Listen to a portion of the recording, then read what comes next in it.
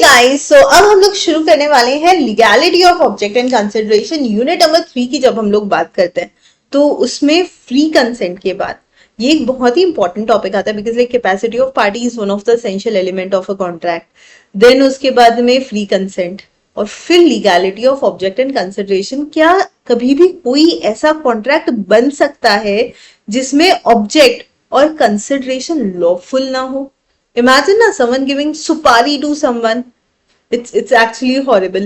Someone saying someone कि यार तू उसको मार दे, उसके बदले मैं तेरे को 50 लाख रुपए दे दूंगा.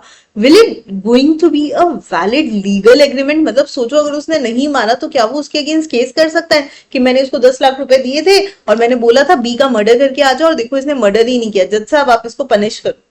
Do you think it is ever possible? Answer is no. कोई भी ऐसा कॉन्ट्रैक्ट कभी वैलिड ही नहीं होगा जिसमें कंसिडरेशन अनलॉफुल हो या फिर ऑब्जेक्ट अनलॉफुल हो. मतलब सोच के देखो ना, सुन के ही हंसी आ जाती है. ठीक है, so legality of object and consideration talks about that only.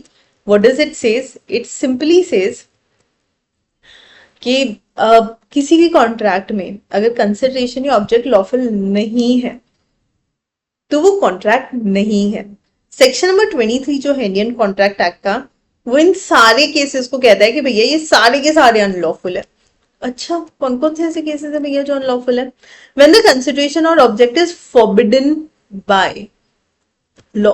कानून ने ही जब किसी चीज को फॉरबिड करके रखा हुआ है, क्लियरली बोला हुआ है कि भैया ये चीज तो लीगली अलाउड नहीं ही है.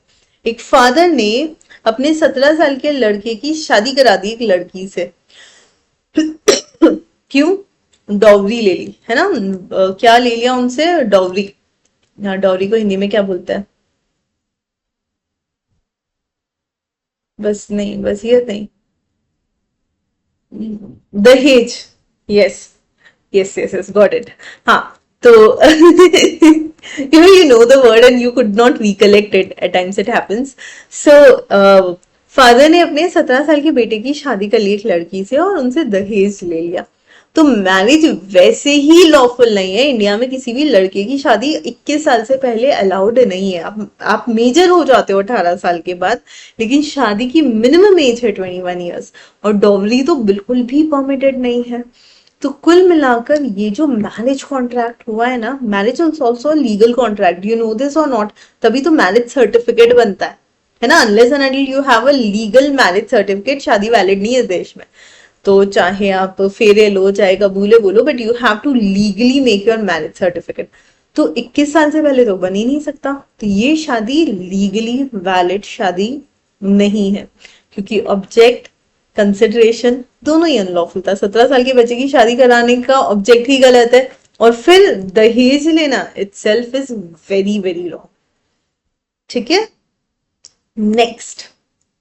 when the consideration or object are of such nature, if permitted, it would defeat the provision of law. हमारा कंसिडरेशन और ऑब्जेक्ट इस तरीके का है कि भैया आपने अलाउ कर दिया ना तो वो लॉ को ही तोड़ देगा. कैसे? कोई मिस्टर ए थे, ठीक है, ध्यान से सुनो स्टोरी टाइम. कोई थे मिस्टर ए, उनका एस्टेट था. So mister A's estate is sold for arrears of revenue. यानी कि उसने अपनी जमीन क्यों बेची? क्योंकि ना उसका काफी सारा टैक्स पे करना बाकी था. ठीक है, by which the defaulter is permitted from purchasing the estate B upon an understanding with A becomes the purchaser. Now he agree to convey the estate to B upon receiving from him the price which B have paid. So ये जो agreement है ना, ये itself is void as it renders the transaction in effect of purchase by defaulter and would so defeat the object of. कुल मिलाकर ए ने अपना estate बेचना चाहा. क्यों बेचना चाहा? कि भैया मेरे को जो पैसा आएगा उससे मुझे लैंड टैक्सेस और ये सब पे करना है. ठीक है, नाउ बी जो कि परचेजर है, उसको पता ही नहीं था कि बहुत सारे एरियर्स ऑफ टैक्स इस लैंड पर भी बाकी है. ध्यान से सुनना, बहुत सारे लोगों को, मतलब the buyer did not knew it कि इस लैंड पर, है ना, इस लैंड पर बहुत सारा एरियर ऑफ टैक्स बचा है और वो खरीदने के बाद मुझे सारा कुछ पे करना पड़ेगा। ओके, ये बेच के निकल लिया, तो ये ऐसे नहीं निकल सकता है क्योंकि वो लॉ के प्रोविजन को डिफॉल्ट कर रहा है। जब तक वो ओनर था तब तक वही लायबल था टैक्सेस के लिए। Next, when it is fraudulent, कोई भी अगर एग्रीमेंट है वो कोई फ्रॉड प्रमोट कर रहा है तो डेफिनेटली वो भी वॉइड है। ठीक है, तीन पार्टनर्स थे एबीसी, तीनों एंटर होते हैं एक एग्रीमेंट में for division among them's the gain.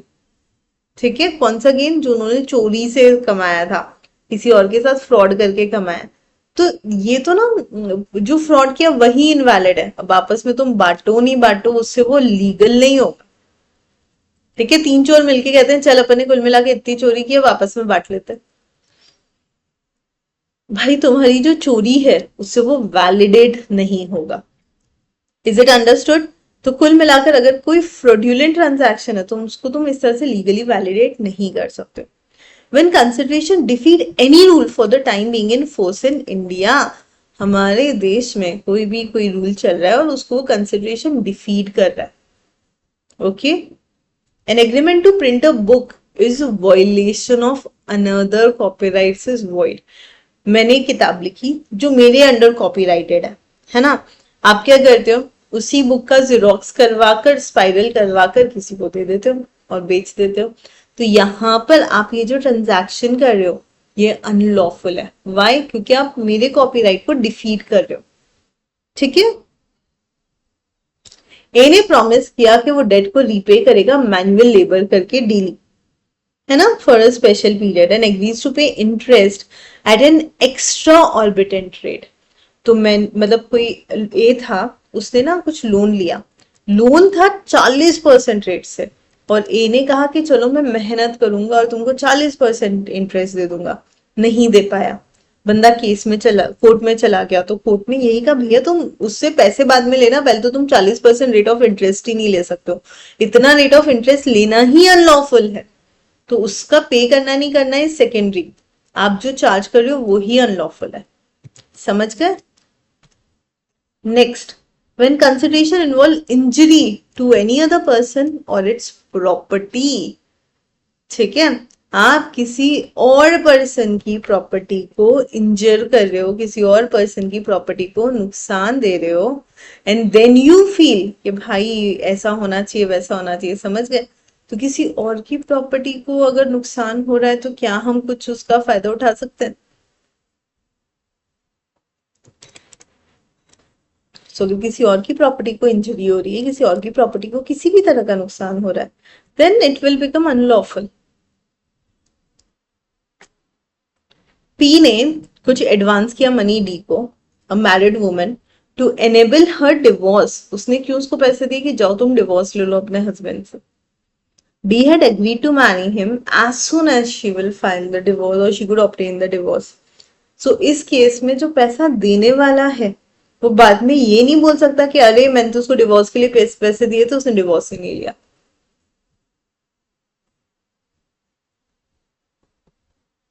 समझ लो, दिस वॉज एक्चुअली रॉन्ग। दूसरा एग्जाम्पल, एक बंदा दूसरे बंदे को कहता है कि तुम मेरे लिए अगर लड़की ढूंढ सकते हो शादी करने के लिए तो मैं तुमको 50,000 रुपए दूंगा। तो 50,000 किस चीज के लिए?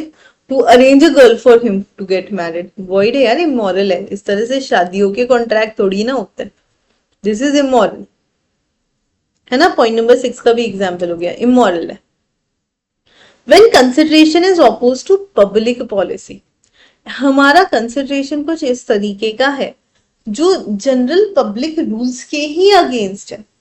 ठीक है, जनरल पब्लिक पॉलिसीज के अगेंस्ट है, पब्लिक रूल्स के अगेंस्ट है, तो वो कंसिडरेशन किसी काम का नहीं है।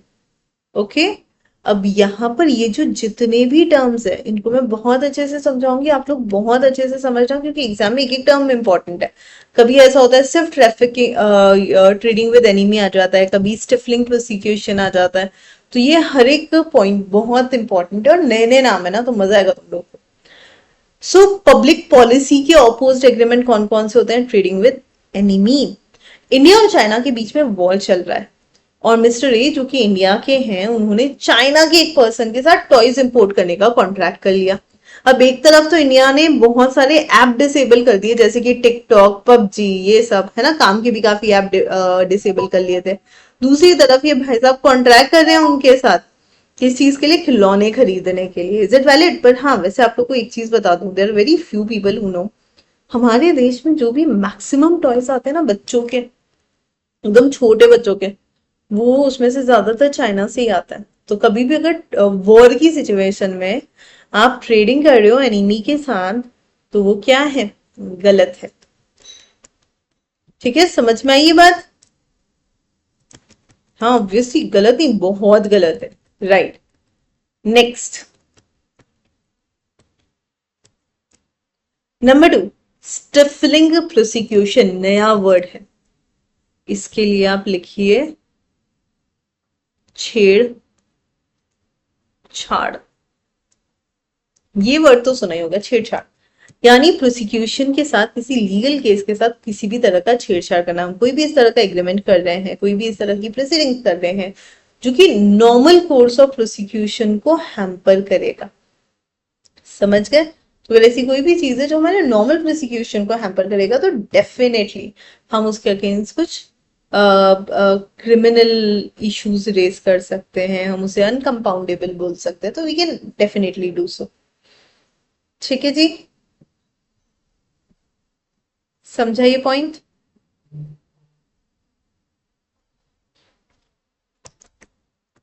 स्टिफलिंग प्रोसिक्यूशन, कोई अगर कभी भी प्रोसिक्यूशन से, किसी का कोर्ट में कोई केस चल रहा है और वो उससे छेड़छाड़ करता है, यानी कि मान लीजिए वकील को खरीद लेता है, जज को खरीद लेता है, तो इसे हम कहते हैं प्रोसिक्यूशन से छेड़छाड़। So if any person is doing this छेड़छाड़ from prosecution, it is what legally valid और void, it is 100% legally void. तो कभी भी ऐसी कोई चीज है जो लीगली वॉइड होती है, तो उस केस में क्या होता है? उसको परफॉर्म करने की जरूरत नहीं। ठीक है, I hope this is clear to everyone, everyone.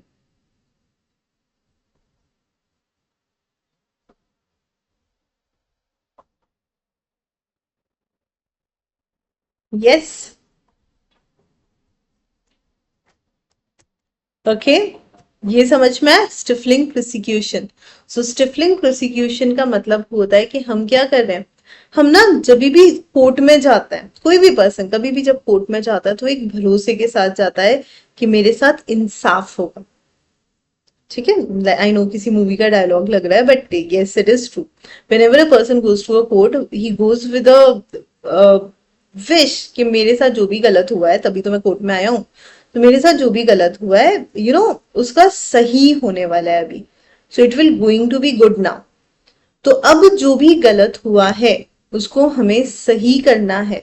अब हम उसे सही ना करके कुछ और अगर गलत कर रहे हैं, है ना, हम छेड़छाड़ कर रहे हैं प्रोसिक्यूशन के साथ, हम भरोसे के साथ छेड़छाड़ कर रहे हैं, तो ये तो लीगली रॉन्ग ही है ना। सो यहाँ पर एक वर्ड आता है trade off felony. Trade off felony का मतलब होता है भरोसे के साथ छेड़छाड़ करना।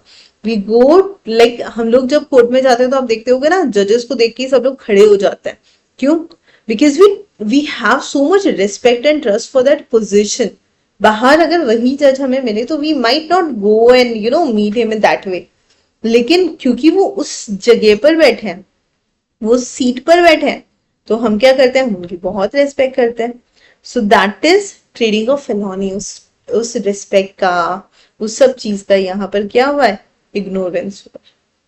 Clear? That is stifling prosecution. इसलिए हम इसको कहते हैं भैया ये तो बहुत इलीगल एक्टिविटी है। ठीक है, नेक्स्ट, मेंटेनेंस एंड चैम्पार्टी। मेंटेनेंस और चैम्पार्टी क्या होता है? दोनों नए वर्ड हैं, राइट? मेंटेनेंस का मतलब यहाँ पर है एक ऐसा agreement in which a person promises to maintain suit in which he has no interest. मैं ना ये केस करूंगी, मेरा कोई खास इंटरेस्ट है नहीं इस केस में, मेरे को कोई फायदा भी नहीं है, but still I do this case. Why? A ने ऑफर किया बी को 2,000 रुपए अगर वो सी के अगेंस्ट केस कर देता है तो ए बी को क्या कहता है, अरे तू सी के अगेंस्ट केस कर, मैं पूरा हैंडल कर लूंगा, बस अपन को मिलके तो सी को परेशानी तो करना है, तो मैं उसके अगेंस्ट, तू उसके अगेंस्ट केस कर, अपन दोनों मिलके उसको बस परेशान करेंगे और जो भी खर्चा होगा वो मैं दूंगा। That is known as maintenance. दूसरा होता है चैम्पर्टी, एक ऐसा अग्रीमेंट जिसके अंदर, so it is an agreement in which a person agrees to assist another in litigation. ठीक है, मैं तेरे को इस कोर्ट में इस केस में सुनवाई में पूरी पूरी मदद करूंगा, लेकिन इससे जो भी मिलेगा ना आधा मुझे दे देना। ठीक है, ए ने बी को कहा कि तुम अपने हस्बैंड को सू कर दो, ध्यान से सुना, मजेदार है, तुम अपने हस्बैंड को सू कर दो और उनसे डिवोर्स लेने के लिए बोल दो, ठीक है, जो भी खर्चा होगा मैं दूंगा और बाद में तुमको जो एलिमनी मिलेगी उसमें से आधी मेरी। बताओ कैसे कैसे लोग होता है ना। तो एलिमनी में आई बी द 50% का ओनर, एंड अभी तुम्हारा जो भी कोर्ट का खर्चा होगा जो भी होगा I see to it. This is champerty. A ने एग्री किया बी को कि तुम सी को सू कर दो, जो भी खर्चा होगा वो मैं बियर कर लूंगा, this is champerty, when actually there is no such need of such type of case. Okay, maintenance समझा, चैम्पर्टी समझा। So it is unreasonable. Is it unreasonable so as to unjust to other party, or it is made by the malicious motive? Intention तो बहुत ही खराब था ना कि हम सामने वाले का नुकसान करना चाहते हैं, इसीलिए हमने उसके अगेंस्ट केस करवाया।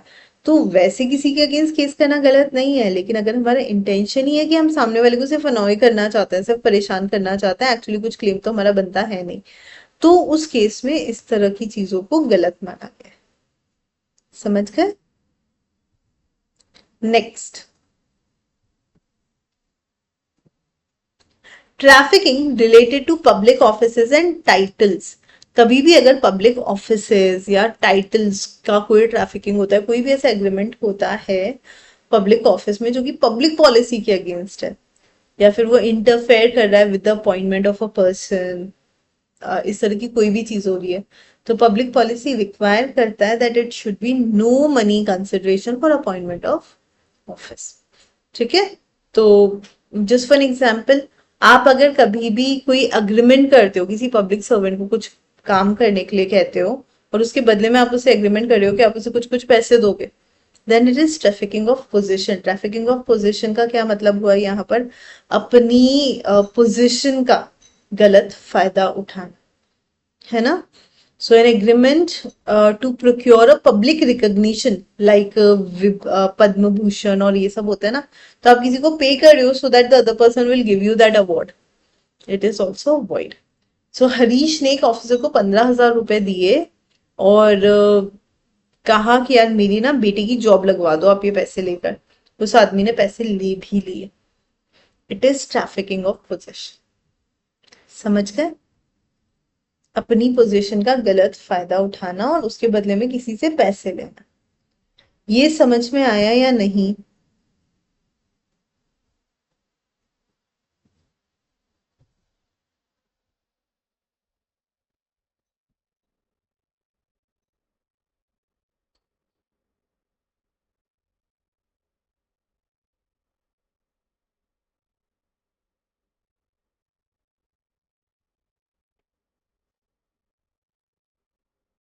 ये समझा ना।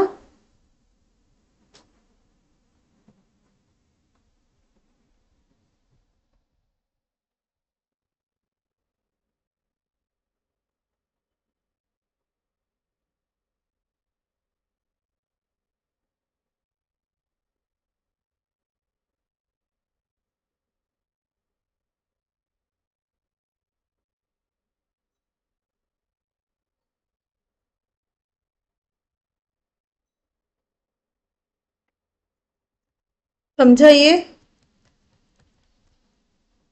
ठीक है, so trafficking of public offices and title ये क्रिमिनल ऑफेंस भी है। जैसे ही पता लग जाता है कि कोई इस तरह से अपनी पोजीशन का गलत फायदा उठा रहा है, तो उसको कोर्ट में खैर सजा मिलती है, वो तो है ही, उसको उसकी जॉब से भी हाथ धोना पड़ता है, तो it is a big issue.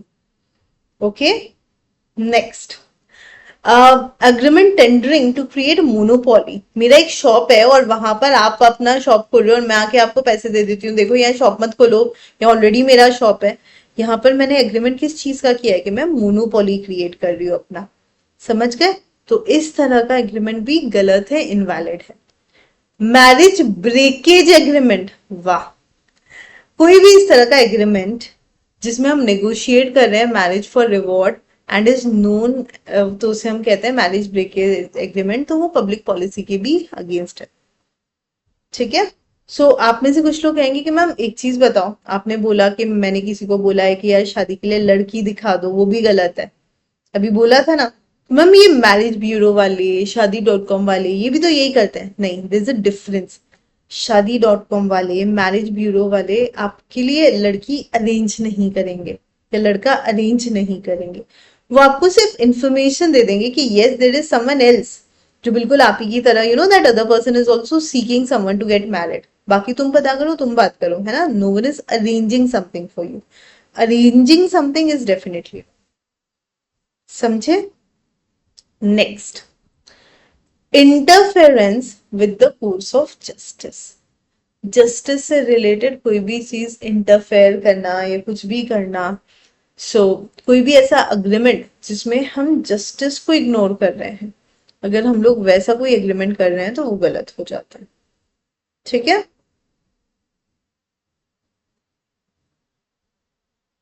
Right? तो वो वॉइड है, मतलब अगर किसी भी तरीके से हम जज से कुछ सेटिंग कर रहे हैं या कुछ इस तरह से कर रहे हैं, तो that is completely wrong. Then interest against obligation.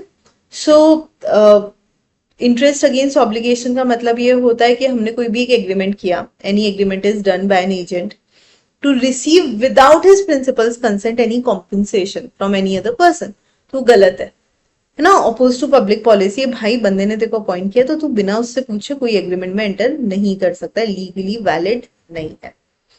Okay? Similarly दूसरा एग्जाम्पल है यहाँ पर, A who is a manager of the firm, वो अग्री करता है कि वो कॉन्ट्रैक्ट पास ऑन कर देगा एक्स को, अगर एक्स ए को 2 लाख रुपए चुपचाप दे दे तो ये भी गलत है ना। क्यों गलत है? क्योंकि आपने जो एक तरह से रिश्वत दी है उस पर्सन को टू गेट दैट थिंग, वो तो पूरी तरीके से रॉन्ग ही है। Next, consideration unlawful in part. ये वाला जो घर है अगर तुम मुझे बेच देते हो तो इसके बदले में मैं तुम्हें 10 लाख रुपए और एक बैग फुल ऑफ कोकेन दे दूंगी। घर बेचना वैलिड, ठीक है। 10 लाख रुपए देना वैलिड, लेकिन कोकेन सप्लाई करना इलीगल। तो जो इलीगल है वो नहीं करना है, लीगल वाला डेफिनेटली कर सकते हैं। ठीक है? आई होप ये समझ में आया होगा, ये 9 पॉइंट्स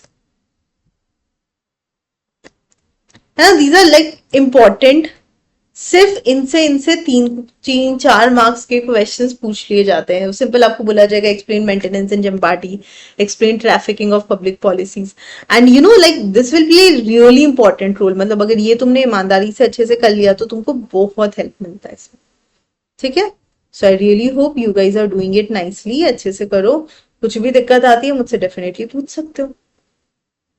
ओके, टेक केयर।